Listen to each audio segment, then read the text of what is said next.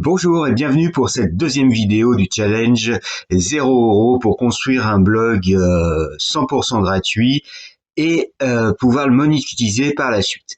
Donc dans la première vidéo, on a vu comment paramétrer son WordPress, la première partie, pour mettre tout en place, pour mettre en place le menu, les articles de blog. Dans cette vidéo, on va voir comment installer les meilleures extensions pour configurer son WordPress et avoir tout ce qu'il nous faut pour être bien référencé et que son site ait tout ce qu'il faut pour bien fonctionner. Alors, on va aller voir nos extensions. Voilà. Donc on voit que de base, on a quelques extensions qui ont été mises. Alors, Yoast, Duplicate Post, ok, WSuperCache, ok. Donc, le WSuperCache, s'il n'est pas installé dans votre version, je vous conseille de l'installer. Et on va aller installer, on clique sur Ajouter. La première extension qu'on va installer, c'est une extension de sauvegarde. Parce que notre site, on va l'aimer, on va écrire plein d'articles dessus, et s'il y a un pépin, on ne veut pas être dans l'ennui, donc on va télécharger l'extension de sauvegarde sur notre site. Donc l'extension c'est All in One WP Migration, on sait que celle-ci, et on clique sur Installer maintenant.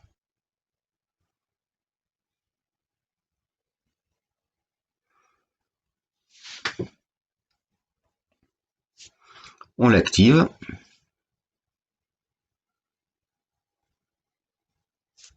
On voit que maintenant l'extension, elle apparaît dans la liste des extensions précédentes. Voilà. Et elle apparaît aussi ici dans la colonne de gauche. Donc quand vous aurez à faire une sauvegarde, il suffira d'aller ici, dans sauvegarde, créer une sauvegarde, tout bête. Ça vous fera une copie de votre site internet sur votre disque dur d'ordinateur. Le jour où vous aurez à restaurer la sauvegarde pour une raison ou une autre, il suffira d'aller sur Importer et vous mettrez votre fichier là. Et comme ça remettra le site au jour de la sauvegarde. Donc ça, c'est la première extension que je vous conseille d'installer. On va aller en installer une autre. On a vu dans la première vidéo qu'on avait une page contact. Mais la page contact, si on va sur notre site, on va aller voir. Quand on clique dessus, on a de la bouillie. Uniquement, c'était quelque chose d'une présentation. Donc ça, nous, on le veut pas. On veut un vrai formulaire de contact où les personnes qui se rendent sur notre site puissent nous contacter facilement. Donc, on va dans le tableau de bord, dans Extension, Ajouter. Et on va télécharger l'extension qui s'appelle Contact Form 7. C'est celle-ci. Installer maintenant.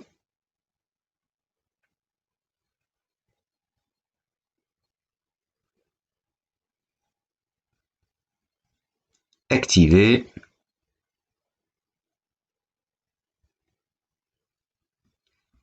Donc, on va la rechercher. Donc, Contact Form, il est là. On a des réglages. On va aller voir ce que ça donne.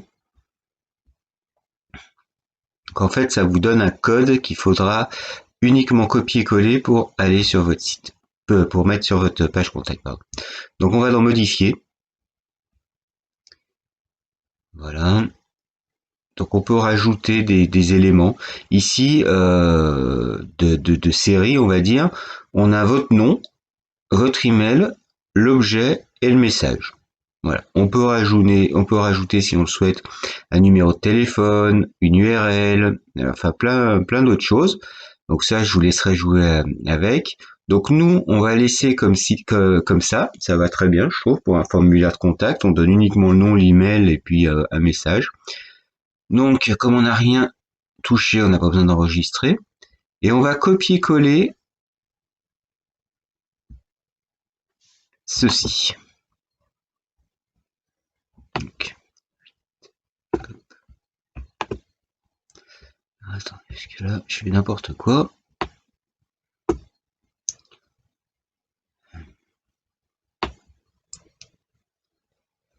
Voilà, donc on copie. On va sur notre page de contact, donc toutes les pages. Contact, modifier.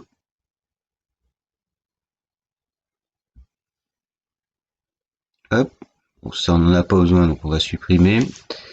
Donc, voilà. Et ici, on va coller notre code. Tout simplement. Alors, moi je l'ai collé là, mais on peut rajouter du texte. Hein. Salut les amis.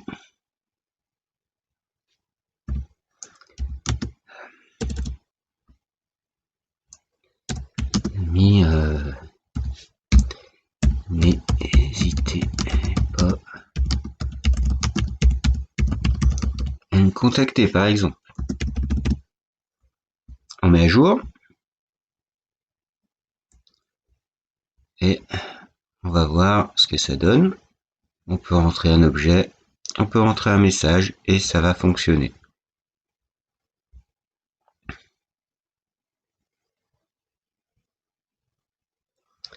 Donc ça, le formulaire de contact c'est fait, donc c'est une très bonne chose. Ensuite, on retourne dans nos extensions parce que on n'a pas fini. Ajouter. Maintenant, on va télécharger Easy Table of Contents. On va télécharger celui-ci. Alors celui-ci comme plugin, comme extension, ça va nous permettre de, on va écrire, quand on va écrire un article de blog, on va avoir des H1, enfin une H1, des H2, éventuellement des H3, des H4, et ça va nous faire automatiquement une table des matières. Donc c'est plutôt intéressant. On va appuyer sur activer.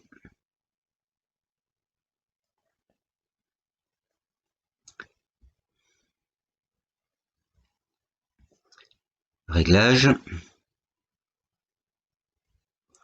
Donc nous, on va le vouloir uniquement sur les articles.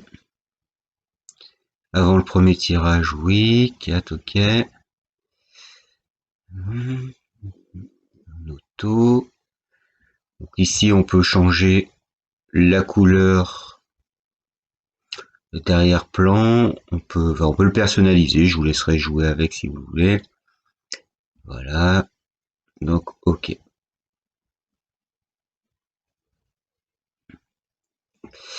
Ça,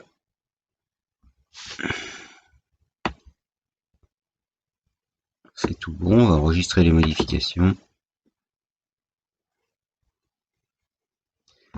Et on retourne encore dans nos extensions. Donc, vous voyez, les extensions, c'est quand même super pratique parce que c'est gratuit. Et puis, on peut faire plein de choses. Donc là, on va rajouter un plugin qui s'appelle YARP. Ça, c'est les initiales. C'est celui-ci qui va vous permettre de lier les posts entre eux. Donc, ça va nous faire une sorte de maillage interne.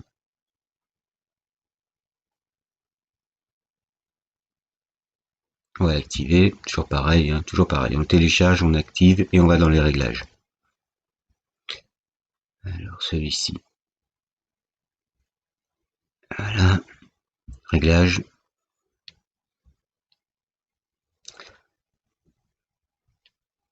Alors il nous demande les catégories à ne pas inclure. Nous, on les veut toutes. Ok, donc on va tout garder comme ça.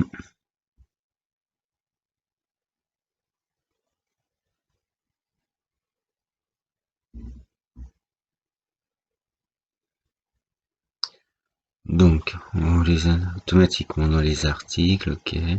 Donc, on peut avoir une liste, on peut avoir des vignettes. Nous, on va garder une liste. Voilà, donc on verra le résultat lorsqu'on fera un article de blog, vous verrez plusieurs articles de blog. Alors je vais virer ça. Hein. On retourne dans nos extensions et on va encore en ajouter une ou deux. Donc là, on va ajouter une extension qui nous permet de faire un call to action. Ça va nous mettre un bandeau en haut du site avec un bouton. Alors, ça s'appelle WP front notification.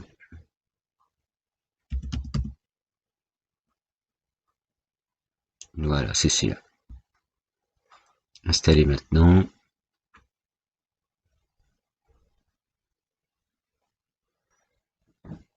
Activer.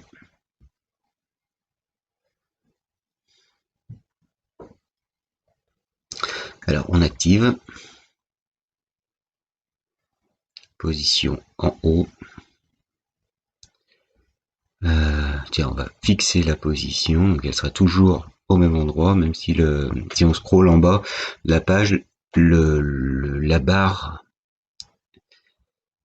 barre de call to action restera toujours à la même place. Voilà, blablabla. Alors, ici, on a le texte du message. Donc, on peut avoir un texte avant le bouton. On peut avoir uniquement le bouton si on veut. Hein. Donc, on va mettre contacter. Contacter moi.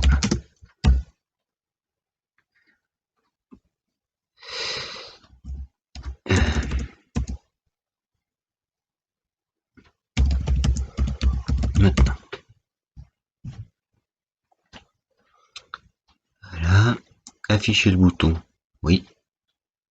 Texte du bouton.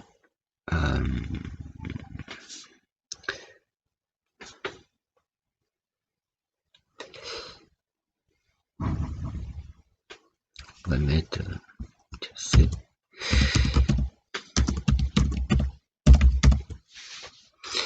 gratuit. Après bon, là c'est parce que je manque un peu d'idées, mais dans l'ensemble c'est les choses à faire. Donc ici, on va pouvoir mettre un lien. Donc si vous avez un lien, là on va mettre voilà, comme ça, quand on appuie, on attirera tout de suite sur notre page de contact. Ok, donc là, on peut personnaliser la barre. Donc on va mettre un petit truc un peu flashy. Hop. Donc on peut faire des dégradés. On va mettre quelque chose d'un peu plus sombre. Plus clair, bon, plus sombre. Voilà. Texte du message, on le laisse en blanc, pourquoi pas.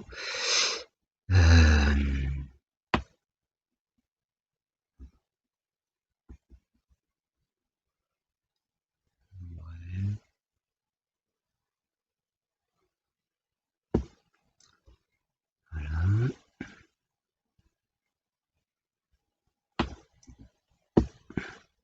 Bon, les couleurs, ça va être dégueulasse, hein, mais c'est pour avoir l'idée. Voilà, et on enregistre. On va voir tout de suite à quoi ça ressemble. Voilà. Donc là, on a notre texte. Contactez-moi maintenant. C'est gratuit. Et quand on clique sur c'est gratuit, on atterrit directement à notre page contact. Et vous voyez, on l'a réglé. Quoi qu'il arrive, la barre de contact, elle reste toujours au même endroit.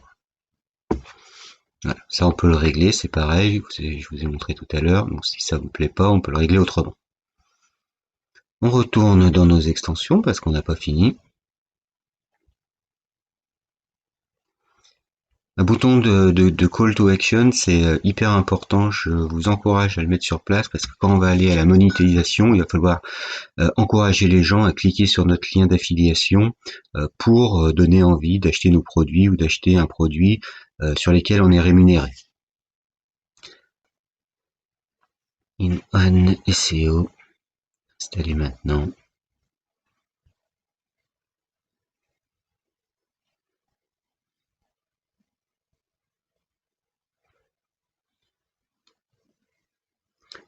comme d'habitude, on active.